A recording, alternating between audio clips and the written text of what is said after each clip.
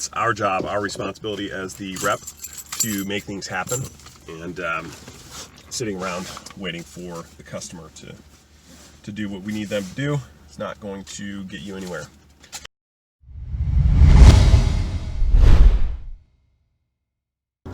What's up, vlog? It is Thursday morning, and I am driving to a surgery center where I talked about this earlier this week at a meeting with a couple of docs, and they've got a surgery center that is right next door to them, so I ended up meeting with the administrator. I left one of our consoles, or the console that runs our device here, with her on I guess it would have been Monday of this week, and I haven't heard back from her, and she's been a little bit, let's say, flaky with me in the past when I've tried to get in front of her and move things forward. So I'm pulling in right now, and I've got a couple of our hand pieces that get sterilized for surgery, and I was going to wait to bring these in until we confirmed that we're good to go and cases on the books. But I'm going to drop them off just to keep the momentum going, and try to ensure that we actually get these cases on the books, because I can't wait for them to do the job for me. It's our job, our responsibility as the rep to make things happen, and sitting around waiting for the customer to do what we need them to do. It's not going to get you anywhere. So I stopped yesterday at FedEx office and I printed off IFUs. IFUs are instructions for use, and that is a document that the company has that outlines like the sterilization parameters of the device. So I'll drop these off together, get them sterilized. It'll be another reason to interact with them and hopefully solidify surgery dates. So that is what I'm about to do right now. All right, see you guys.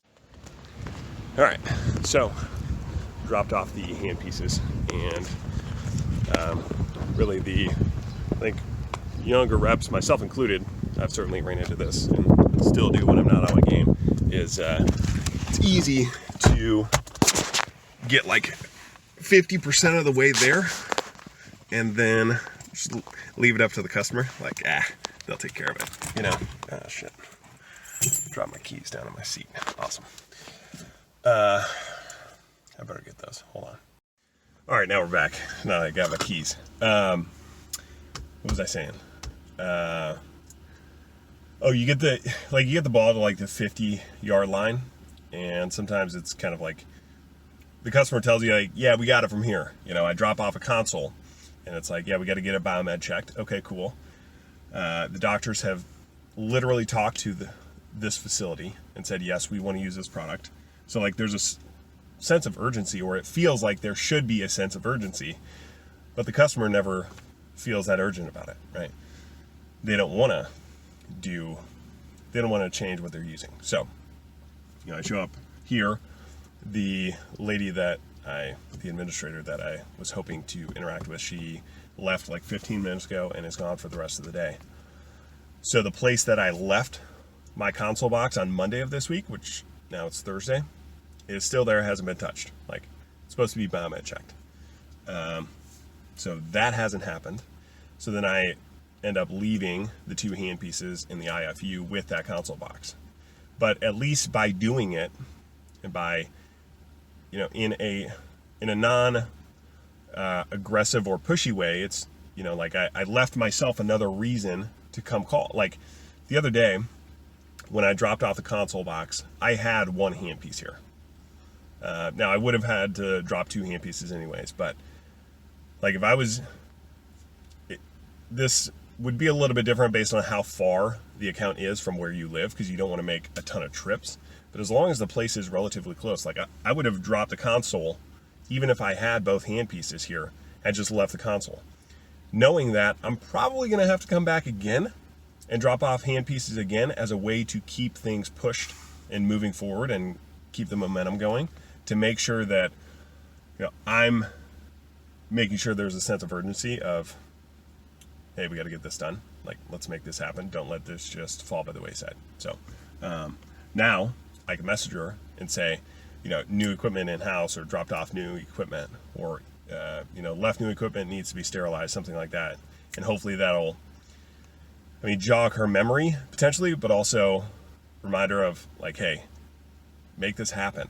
Okay. I'm not sitting around here forever waiting for you to not let me get this business, or at least get a trial cases.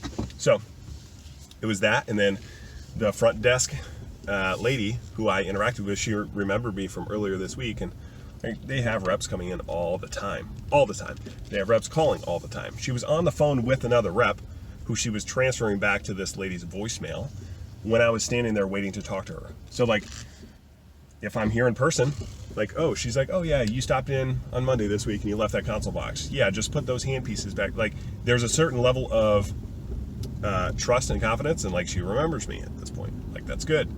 And so the more times you can actually physically be in front of a customer, even if it's not like a best case scenario is obviously the end user or the administrator of a surgery center or the surgeon themselves or something like that. That's best case scenario. But at a minimum, I'm interacting with the staff in the account, and there's going to be a certain level of trust from that staff. Like, I'm a familiar face. I'm not a random person. Now, even though they haven't used my product, even though that she probably doesn't even know my name, she still recognizes the face and, like, oh yeah, you're the one that dropped off the equipment. So, like, there's a certain level of trust and confidence there that's being built every time I walk in the facility. So now I've got to shoot her a message and say, hey, make this happen. Something like that. What's up, vlog? I just got off the phone with a guy who's been following my stuff really from the very beginning, roughly. He sent me an Instagram DM and said he's got a situation that came up that he wanted to talk to me about. And so I jumped on the phone with him real quick while I was driving, and kind of figured I'd share a little bit of the conversation with you guys as well, or at least, as much as I can. He works for a distributor carrying a couple of different lines. One of them is one of the bigger companies in the orthopedic space. And he's been doing it since September of last year. So what is this? July, August, September. So he's been doing it like 8 or 9 months. And he's candidly a little bit frustrated about the situation that he finds himself in, where he was kind of promised things or told things were going to go a certain route as far as where he was going to be at, the types of products he was going to be selling, etc. But it hasn't really gone the way that they said it would, the distributor that he works for. And he's got an opportunity that has come up, and so he was asking me about my thoughts on this other opportunity. The other opportunity is selling supplements to surgeons and physicians. So, like, it's still quote unquote medical sales, but he would be selling supplements for patients. And we didn't get too far in the weeds, so I can't tell you exactly like what they would be for or the indications for them, but there's an opportunity essentially for him to make quite a bit more money right off the bat, have his own territory, and be selling these supplements to physician offices. And so his question more or less is like, how should I think about going about this? Like, should I do this? Should I not? And I feel like, if I could try to make this applicable to a wider audience, there's a couple of things that I told him that I feel like I should share with you guys as well. Is number one, like, when you're thinking about like your long-term career, like, think about long-term, okay? Because the long-term is really what matters. Like, this is a marathon, not a sprint, okay? And it's hard to get your mind out of the sprint mode because we all want to make more money. We all want to, you come out of school, you want to make more money. Maybe you've got student loan debt you're trying to get out from under, whatever. You just want to have more freedom to be able to do what you want to do. There's nothing wrong with wanting more money and pursuing opportunities that are going to pay you more. But what I would say is the most important thing, if I can get let's see, try to get the image to look all right. is to think about what you want to do long term. Like ultimately it comes down to what is it that you want to do long term, because whatever you want to do long term, you're probably going to like. Whatever you like, you're going to put a lot more effort into. Okay. So that's number one. And I told him, like if you want to be in med devices long term, selling like surgical implants, which is what he's selling right now, like going and selling supplements to make a few more bucks this early in your career doesn't really make a whole lot of sense to me. But I also don't know his financial situation. Like maybe he's in a situation where he's got to make more money, and he's like, and I preface it that way, like who am I to tell somebody else that they shouldn't take a job with more money? I'm just, I'm offering a different view, and the view honestly that I took. Like I didn't make a lot of money. Like I still don't feel like I make a lot of money. It's arguable whether I do or not. I make fortunately enough to be able to survive. But it's certainly not a lot. But I started out making $40,000 a year cash. And then at like 8 or 9 months in, I took kind of a step up as far as a role standpoint within the same company. I made $45,000 a year for like another 6 to 8 months. It's like the first year and a half, I made $40,000 to $45,000. And I don't say that from like a, like pity me or, do what I do. Like, make as much money as you can. That's fine. But there's a certain level of patience that I think needs to be had and appreciated. And I told him this as well. Like,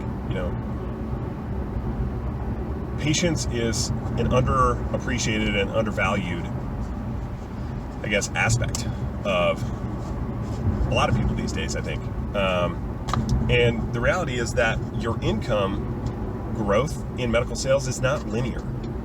I gave him an example of a guy that I hired a number of years ago, and he almost didn't take the job with us in the previous role that I was in, previous company I worked for, because he had other buddies who were graduating college who were going to make like $15,000 to $20,000 more than him right off the bat. I think we were able to afford to pay him like 50, and he had buddies that were going to make like 70, 60, 65, 70, somewhere in that range. And so he was really struggling with taking the job that he wanted to take. He wanted to be in med device versus like a different industry, but making less money to do it. And the thing is that the income growth is not linear. It's exponential, and it's not even necessarily exponential per se. I just use that as like the visual. You don't have a linear growth of your income. You're not going to make 50, then you're going to make 60, then you're going to make 65, then you're going to make 70, then you're going to make 75. Like that's not how it works. He made like 50, 55, maybe, I think he was with us for like 2 years. Maybe at the end he made like 60, 65. Like at most he may have touched 70 as far as like whatever the monthly rate would be for 70,000. But then he took a job with another big company having his own territory, and his income went to like 150 to 160 overnight. So he went from like 50, 55, 60 to 160. Like there's not a whole lot of other industries that you can do that in. And that's where the patience comes into play. Like when the growth in the income growth is not linear, it's hard. And I fully understand this. Like I lived it. It's hard to be patient and wait for the opportunity. But if you want to do it, it's worth waiting for. Now he has a certain level of interest. Like he worked at GNC for like 4 years prior to getting into med device, and like he's into lifting and working out and like supplements, and so like it might be honestly a good fit. And so I didn't tell him yes or no. I just said like, if this is what you want to do, if this interests you, then okay, go for it. But if you want to be in med device like surgical implants long term, it's probably not the right long term career move. But it is what it is. And so as you're thinking about opportunities, whether you're trying to get into the industry for the first time, or if you're early in the industry, like once you get into the industry, you find that you get a lot of job opportunities. A lot of recruiters reach out to you, a lot of opportunities, doors will open. Hey, come sell this for us and we're going to pay you more money. It's like, well, there's an old adage that, more or less I think of myself as, you've got to use what our older generation shared with us that was productive and good, and discard whatever they have shared that is not useful. And I understand that's easy to say, and how do you identify it? But there's one thing that heard and was kind of imprinted on me that I think is right is early in your career you can get paid in experience or you can get paid in money. And I would recommend take the experience first and the money will come later. And that certainly has happened for me. And I think that's the right move. Like from a strategic standpoint, from a strategic long-term standpoint, take the experience first over the money. Now, you might have specific circumstances where you have to take the money. Like, okay, cool. You know, I'm not saying every time don't do this. I'm just saying as a general rule of thumb, I think that's right. Take the experience over the money when you can. So anyway, now I rambled for like 9 minutes on this, which I thought was going to be like 2 minutes, but so I do many times. Anyway, I am headed back to my house now. It's almost 11 a.m. I don't have any cases on the books today. I've got a couple of doctors that use our device, but they are not doing the surgeries that they use our device for. So I've got a bunch of emails and phone calls to make when I get back home. Try to keep generating new business opportunities. It's a little bit different, you know, like my day-to-day, I really haven't gotten back into physically cold calling in person yet, just because like there are social distancing in the offices. Offices are down on their volume of patients, so they probably don't want to see a sales rep coming in trying to sell a product. So I feel like phone calls and emails, LinkedIn messages, things like that are probably a better use currently. So anyway, that's more or less what I've got on the agenda for the rest of the day, along with confirming cases for tomorrow. Got a doc with 2 cases who's using our product for the first time. So I got to make sure they are teed up and ready to go. They've got all the equipment there. I've got to make sure that the hand pieces are sterilized. And yeah, it's kind of what's on my radar for today. Anyway, if anything else comes up that's interesting, I'll check back with you guys later.